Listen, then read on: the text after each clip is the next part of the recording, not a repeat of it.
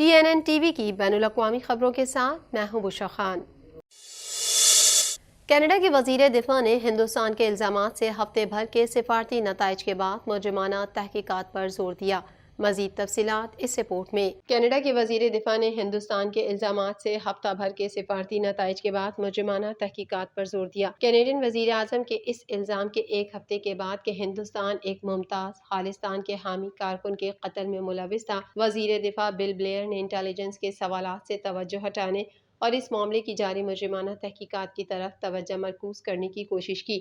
بل Blair نے کہا وہ اس بات سے بخوبی واقف ہیں کہ سفارتی تنازع کے اثرات ہندوستانی کینیڈینز پر پڑ رہے ہیں۔ یہ ایک اور وجہ ہے کہ جو تحقیقات ہو رہی ہیں اس پر اتنا زور دیتا ہوں کہ ہم قابل بھروسہ انٹیلیجنس سے آگے بڑھ کر شواہد تک جا سکیں گے، جو کچھ ہوا اس کے مضبوط شواہد، تاکہ ہم اور ہندوستانی حکومت حقیقت کو جان سکیں اور پھر اسے مناسب طریقے سے حل کرنے کے لیے مل کر کام کریں۔ دوسری جانب کینیڈین سکھ رہنما ہردیپ سنگھ نجار کے قتل کی تحقیقات میں امریکہ کی جانب سے کینیڈا کی مدد کرنے کا انکشاف ہوا ہے، جبکہ کینیڈا میں سکھ رہنما ہردیپ سنگھ کے قتل کے بعد امریکی تحقیقاتی ایجنسی نے ملک میں سکھ رہنماؤں کو قتل کے خطرات کے باعث انہیں محتاط رہنے کی ہدایت کر دی۔ نیو یارک ٹائمز کے مطابق ہردیپ سنگھ نجر کے قتل کی تحقیقات میں امریکی انٹیلیجنس ایجنسی ملوث رہی۔ امریکی معلومات کی بنیاد پر کینیڈا نے سکھ رہنما کے قتل میں بھارت کے ملوث ہونے کو ثابت کیا۔ رپورٹ میں کہا گیا کہ امریکی انٹیلیجنس ایجنسی اپنے دوست ممالک کو خفیہ معلومات فراہم کرتی ہے۔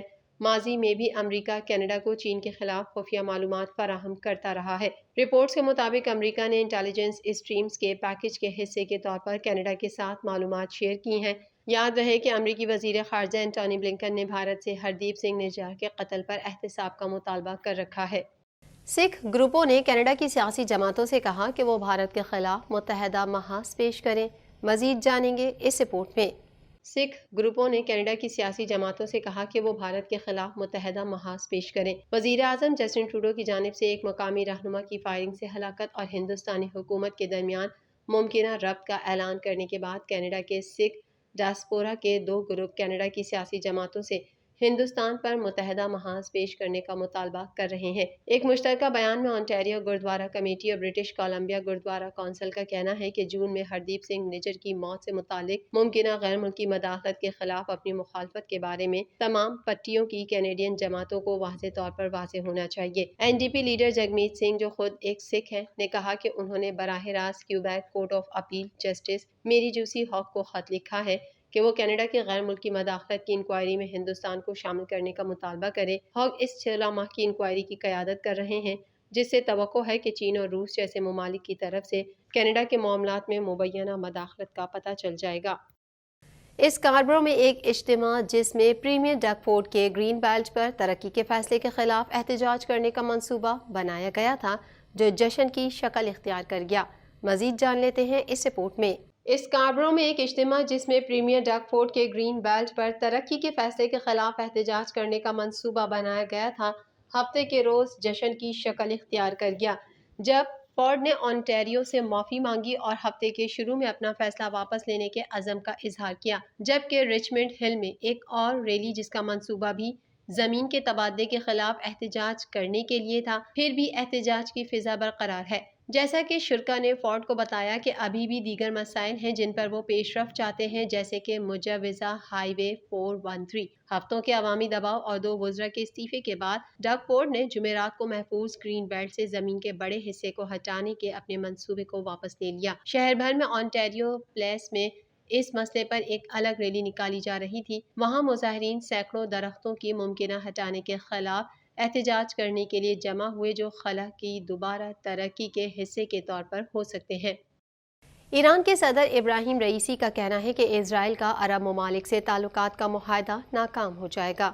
مزید احوال اس رپورٹ میں۔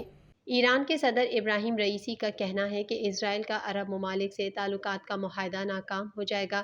اسرائیل کی نظریں مسلم ممالک کے ساتھ تعلقات بحالی پر مرکوز ہیں اور صہیونی وزیر خارجہ ایلی کوہن نے کہا تھا کہ 6 سے 7 مسلم ممالک سے جلد تعلقات بحال ہونے کا امکان ہے۔ غیر ملکی میڈیا کو انٹرویو کے دوران ایرانی صدر ابراہیم رئیسی نے کہا کہ امریکی سرپرستی میں خلیجی ریاستوں بشمول سعودی عرب سے اسرائیل کے تعلقات قائم کرانے کی کوششیں ناکام ہوں گی۔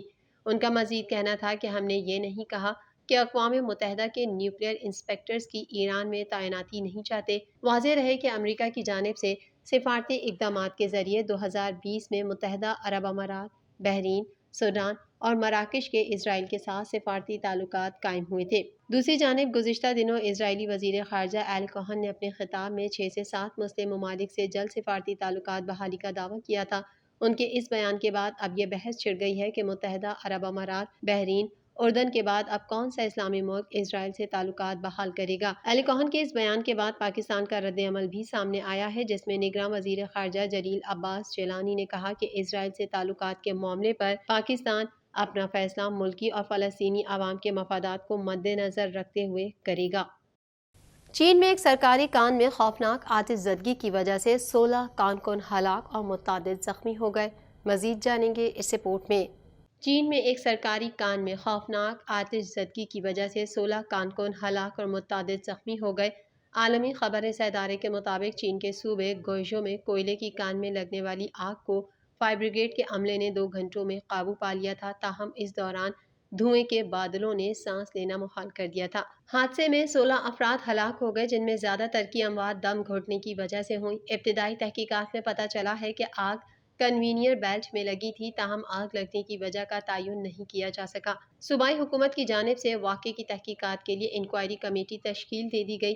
حادثے کے بعد پانزو شہر میں کوئلے کی تمام کانوں نے پیداواری سرگرمیاں ایک دن کے لیے معطل کر دی۔ یاد رہے کہ اس علاقے میں کوئلے کی تقریباً 52.5 ملین میٹرک ٹن سالانہ پیداواری صلاحیت ہے، جو چین کی کوئلے کی مجموعی پیداواری صلاحیت کا تقریباً 5% ہے۔ آتش زدگی کا شکار ہونے والی کوئلے کی کان کی سالانہ پیداواری گنجائش 3.1 ملین ٹن ہے، جبکہ یہ جس سرکاری کمپنی کی ملکیت ہے، جس کی 7 کوئلے کی کانوں کی پیداواری صلاحیت تقریباً 17.3 ملین ٹن ہے۔ واضح رہے کہ چین میں کانوں کے حادثات عام ہیں۔ رواں برس فروری میں منگولیا کے علاقے میں کان کے دب جانے سے 53 افراد ہلاک ہو گئے تھے۔ TNN TV کے نیوز بلیٹن میں فی الحال اتنا ہی۔ مزید خبروں اور اپڈیٹس کے لیے دیکھتے رہیے TNN TV۔